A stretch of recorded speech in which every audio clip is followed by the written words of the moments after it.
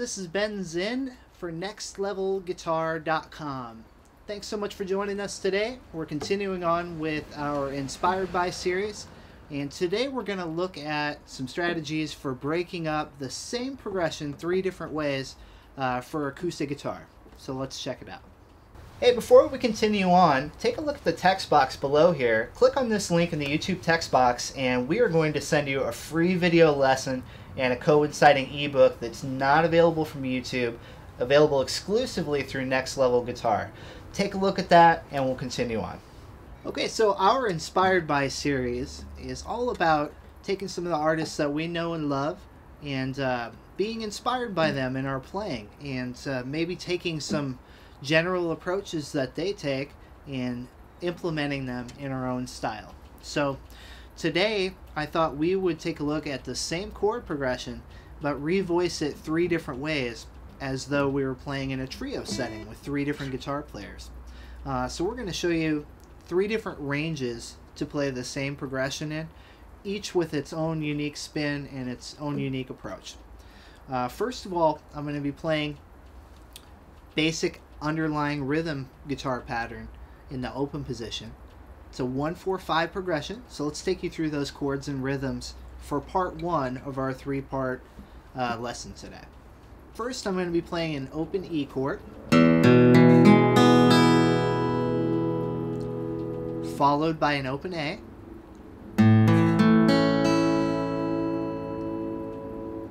and lastly a B7.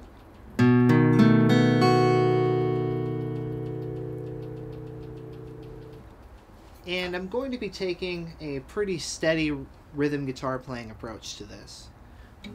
A bass strum style of playing, such as this.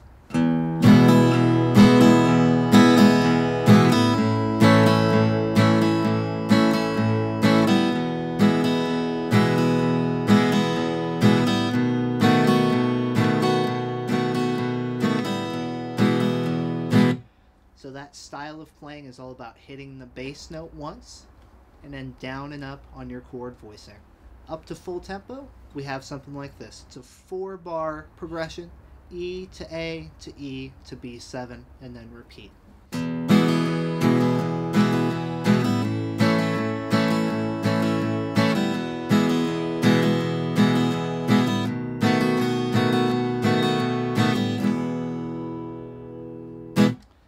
Okay, so that lays our foundation. Everything else that we'll play on top of that sits on top of that as our foundation. That's the lowest part of the guitar we're going to be playing in. And everything else that we play works because that low rhythm part is already there for us. Second thing we're going to do is voice the same chords a little bit higher up the neck, and we're going to finger pick them. So here is the same progression in this position. Here's an E chord on the top 4 strings.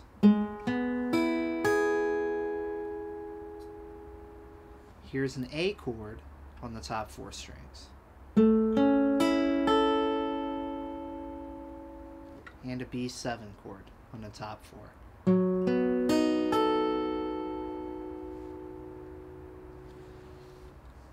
And if we're envisioning that this is a second guitar player's part, we see that I'm not in the other guy's neighborhood. You know, he's holding down, he's in his own yard over here. No turf war. No turf war, no Hatfield and McCoys.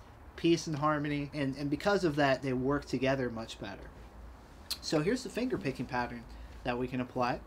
I'll give you a nice shot of the right hand here.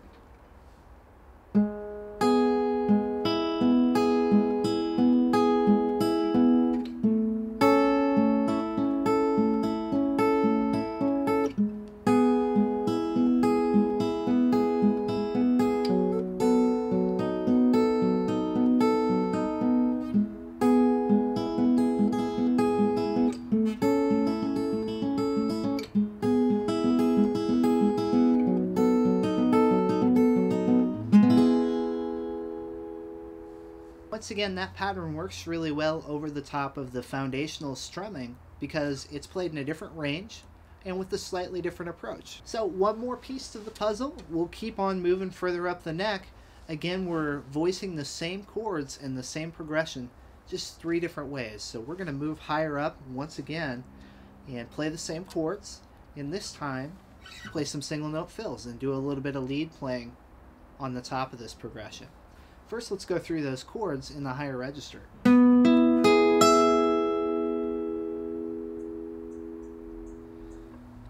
Second one is an A. You could also add your pinky here to the 12th fret. Still an A, just a different way to play that. Either one of those. Last one, here's our B. You could play B7 like this if you chose. Or just B. I'm going to skip the second string.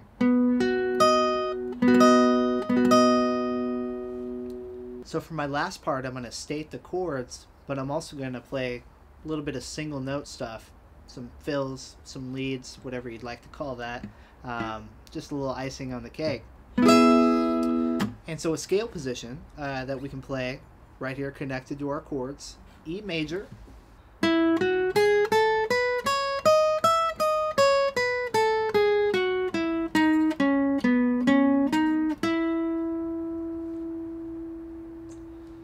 so that major scale right there gives you some framework to work within for playing some lead lines. State the chord and play a fill.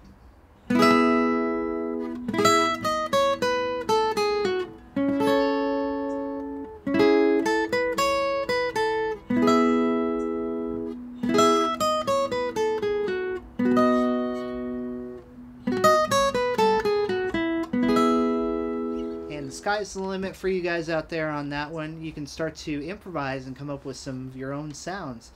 All of that stuff works, once again, really well over the other 2 parts because we're playing in a different range and taking a different approach for each section that we try. Okay, everyone, thanks so much for joining us today. Once again, nextlevelguitar.com is our website. It's a great resource for all guitar players. There's so much useful information for players of all skill levels, beginner through advanced, and a lot of different styles that we cover there. So please head over to the website, nextlevelguitar.com, and I'll see you guys back here next time. Okay, so we're at the end of the blues cycle, the end of the 12 bars, and we're doing the thing, we're doing the doing that thing. A little bit more fun way to do, a funner, more fun way to do, funner, probably just lop that off at some point, I'm sure. What's your last word on nextlevelguitar.com? One word. Zombies. Get to the teaching. Get up in that. Get in the box. That's right. Get. And today we're bringing you a lesson on hybrid picking. A lot of fun can be had with our right hand. We're going to take a look at some techniques and some... Sorry. I couldn't help it. That's awesome. Yeah, that is awesome.